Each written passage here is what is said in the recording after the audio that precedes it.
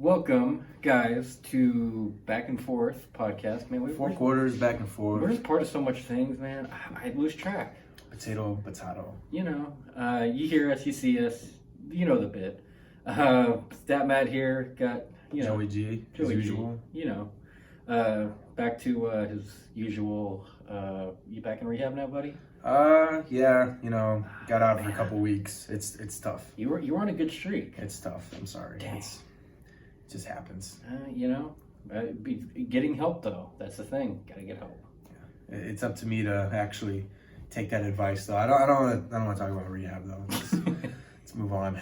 The team that may need a little rehab is maybe the Aztecs after a little bit of a blooper. Good transition. Yeah, that was pretty good. I must say so myself. A little blooper. I think when we do the radio show, you're pretty good at transitions. For me, it's like, all right, basketball, and let's talk about football. For you, Matt finds a pretty good way to make it smooth and have a good, nice, smooth transition. Rather than me, it's just like stop and something else. Matt makes it flow a little better. Just like the Runnin Rebels. Gotta get props. Just like the Rebels were on Saturday. Nice, flowing, easy transition. You know what the deal is. Runnin Rebels picking up a massive victory against the San Diego State Aztecs, ranked number 4 at the time. I mean, they're 5 now, so not too much of a difference. 4 to 5. Ooh. On the road though, very hostile environment. Big win. Wow. Yeah, massive win. Huge win for the Rebels. I had totally spaced and forgotten that they were playing.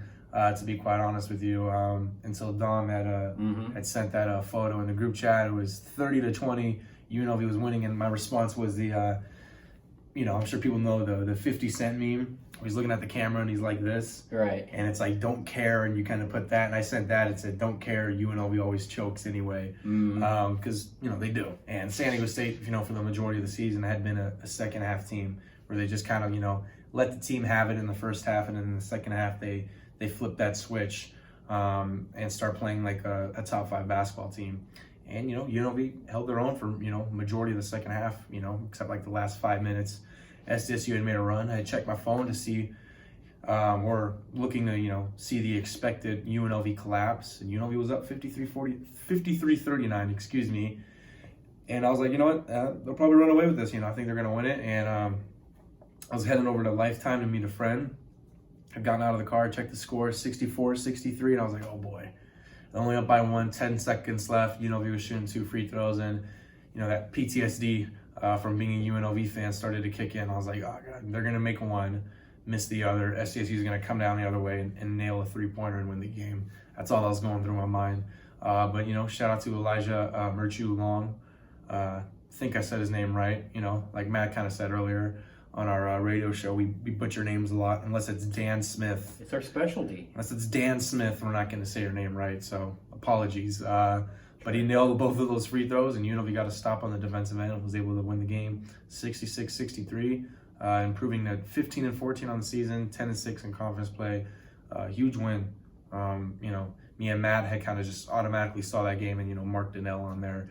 And for them to, go out there and, prove a lot of people wrong. And it's a little frustrating they didn't get a lot of media attention for that. I was kind of expecting to see, maybe ESPN or Bleacher Report give us love, but we aren't the Lakers or Duke, so that won't happen. So a little disappointing, but they should have gotten some attention. I think so, yeah. I mean, they had a little bit of they gave them a little segment on Sports Center, but they should have gotten a couple posts on Instagram. They went on the road, and SDSU is the only remaining undefeated team in college basketball at 26-0. They're 4th in the nation. Vejas Arena is one of the toughest place to play in the Mountain West, one of the toughest places to play in all of college basketball. No disrespect to the UNLV student section, the Rebellion, but the show is 20 times or 100 times what the Rebellion is. They show up every night. That whole section is just flooded with Aztec, students or fans or whatever you want to put it. Same thing, I guess. Both of them.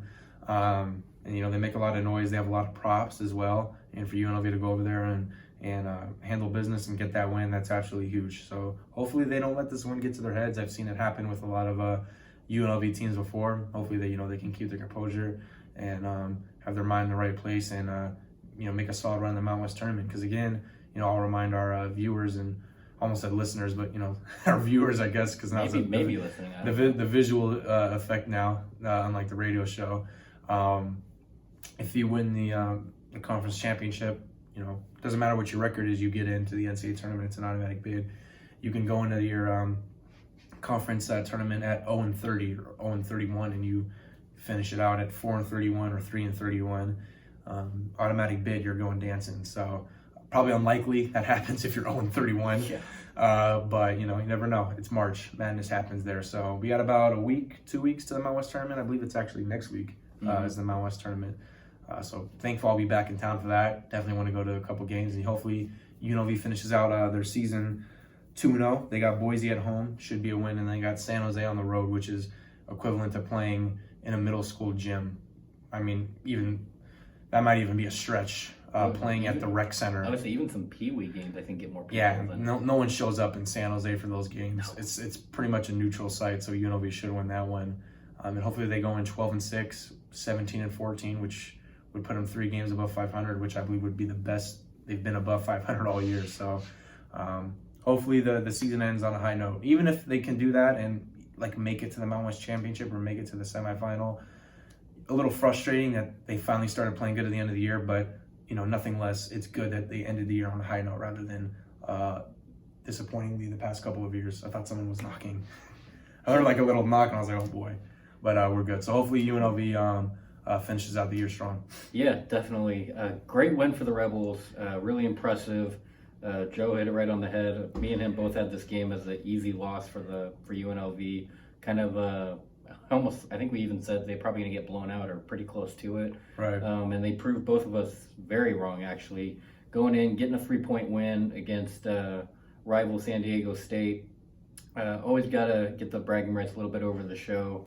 Especially they've had it. They've won 16 out of the last 17 games against UNLV. So, yeah.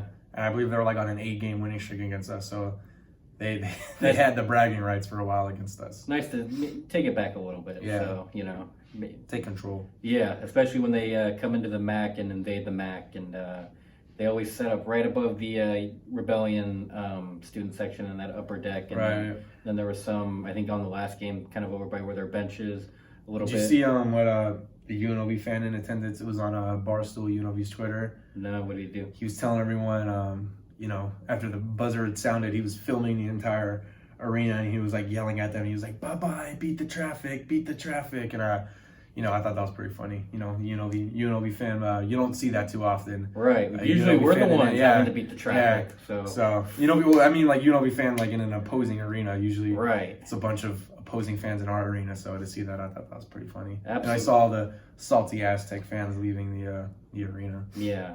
Oh boy, we love the Aztec fans, don't we? I don't say love, but yeah, love-hate relationship. They've got a special. You respect them, but you kind of you want the break. They're like Laker fans. You respect their loyalty. You want to beat them. But you kind of just want to punch them in the mouth sometimes. Right, and I think Saturday was a good example of that. The Rebels delivering that little punch to the gut for San Diego State, maybe a little wake-up call for them. 26-1 though, still very impressive record nonetheless. I think still the best record in collegiate basketball. Easily, yeah, because I think even some of the top teams like Kansas and them have 2 or 3 losses on the year. So yeah, now put that in perspective real quick. When SDSU was 26-0, how big of a win that was for UNLV. There's 350 plus Division I basketball schools. SDSU was the only undefeated team in the country out of 350. So that's very impressive win for UNLV, and doing it on the road too. Yeah, absolutely. And what a great time for the Rebels to start getting hot, especially when we start winding down the regular season games, getting closer to that conference tournament time. The hotter you can get, the more momentum you can build.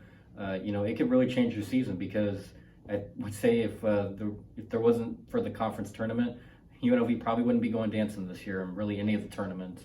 And we'd be talking about a mediocre season, but CBI. Right. CBI maybe the CBI, right? They should do it, honestly, if they get a chance to do it. It worked for the Wolfpack, right? Yeah, that's how you build the program. Gotta start somewhere. Yeah. And we were talking a little about this before we came on to do the podcast here, that I think their best shot is probably the 3rd seed. You definitely avoid SDSU until the conference or till the championship game of that conference tournament. Now thinking about it, the 4 or 5 seed might be better, because Utah State's starting to get hot. Yeah. Well, I mean, And when we finally played a healthy Utah State team, it was a 16-point win for them. So I think you definitely. maybe I do want to face SDS. I don't know. I think you definitely want that first round bye though. You don't want to have to play it. Well, they get it if they get a top 5, they get the first. I was round gonna say bye. you don't want to have to play on the opening day of the tournament. But the first round game for them would be SDSU if they get the 4 or 5 seed, or if they get the 5 seed. I believe their first matchup would be San Diego. So State. even if you get the 4, you don't have to see SDSU till the semifinal. That's a lot farther than they've gotten in recent years. So They haven't gotten to the semi since. Boy, I have to look up and think. 2000. you know it's been a while. Yeah, 2014. I want to say. Ooh, 6 years. No, 15. Okay. 2014 or 15. So 5 or 6 years. That's a while. And the conference tournament is in UNLV's own arena, Right. in their own city, and they can't even get past the first round. Better yet, the fans can't even show up because every game I've been to in that tournament, there's always more New Mexico fans, Wyoming fans. Probably not this year because Wyoming's terrible. San Diego State fans, and in recent years, there's been a lot of Wolfpack fans there for Nevada. Maybe not even this year with the Wolfpack because they're not as good, but I don't know. Maybe they'll still travel. I think they will. They're still like a few games above 500, so Sure. and most of their games this year have been pretty crowded. Yeah, so you definitely hope that the Rebels can keep this up, but I'm not going to try and get too high on this just because I've seen this countless times with this program. We'll come off a good win, maybe even a good couple wins in a row, build some confidence, and then we'll drop an egg to a team that we really should win and should beat. UNLV tradition. And we're kind of just right back to where we started. It's almost like a cycle. Or some may even call it clockwork. So Yeah, just like clockwork. That's what I said when SDSU started coming back, and I was like clockwork. So hopefully, we can sustain this consistency. Seems to be the theme currently with the in Vegas, especially with the Knights being as consistent as of late, I guess, consistent with winning. So, but definitely a great win for the Rebels. Nonetheless, very proud of them. And, hopefully we can repeat that in a couple of weeks if we got to face the Aztecs in the conference tournament. Send them home packing a little early. Yeah, that'd be awesome. So, definitely a huge win for the Rebels. Huge week in Vegas sports in general. Like Matt had brought up the Knights winning 6 in a row. Now you have UNLV knocking off the Aztecs. And there was I don't know if you saw it on Twitter, there was a Rebels chant over at T-Mobile Arena. The Knights. Funny how the Knights finally give UNLV love when they accomplish something. A little fair weather there, but nothing less will take it. So they had given UNR more credit than UNLV because when UNR was in the Sweet 16 a couple years ago, the Vegas Golden Knights were like, "Good luck to the Wolfpack." And I was like, the Arthur meme with the fist. Yeah, that was my reaction to that. So now finally giving UNLV a little bit of love was nice. So I'm telling you, you're gonna have to dust off the UNLV jersey a little bit. Maybe we're witnessing the revival, hopefully.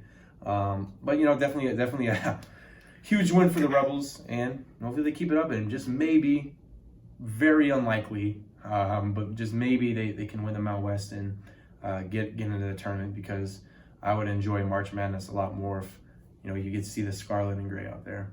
Definitely, and like Joe said, hopefully you'll catch us two at some Mountain West Conference tournament games. For sure, that's a given. We will definitely be there. Hopefully, we're there for most of the tournament. As long as they don't jack up the prices, right? Like they did last year. They'll see UNLV doing good. They'll know it's a hometown team, and they'll be like, 20% price. I paid like $40 for a lower bowl seat, and I'll just say some UNR fan, I won't describe him, but some UNR fan was in my seat.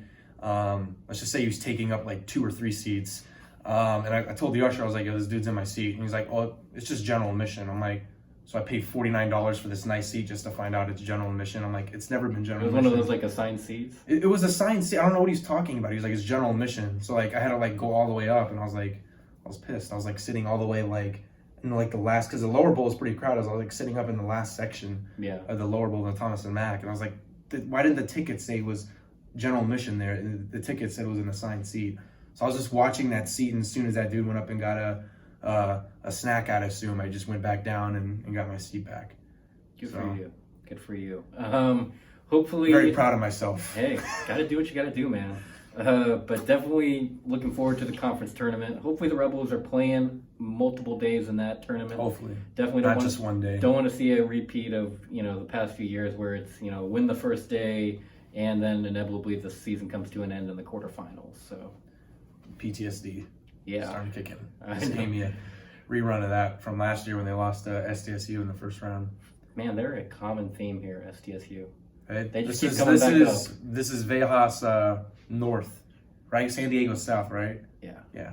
Vejas North for them. There you go. It's another home arena, the Thomas and Mack. But, again, big shout out to the Rebels. Appreciate you guys watching.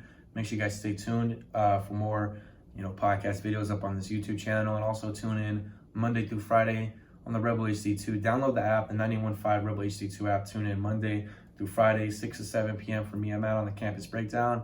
And obviously, you want to tune in Sunday for the early bird show, 8 to 10 a.m., 4 quarters with me, myself, and Josh, who's obviously not here, but he's on there almost every Sunday. I think he's only missed about one show. So, stay tuned. Again, appreciate you guys' support. Like Matt always says, show your dog, show your neighbor, show whatever, and, kind of spread it out a little bit. Couldn't have said it better than myself. Listen to what this guy says. Probably not listen to what this guy says. We'll see y'all next time on Back.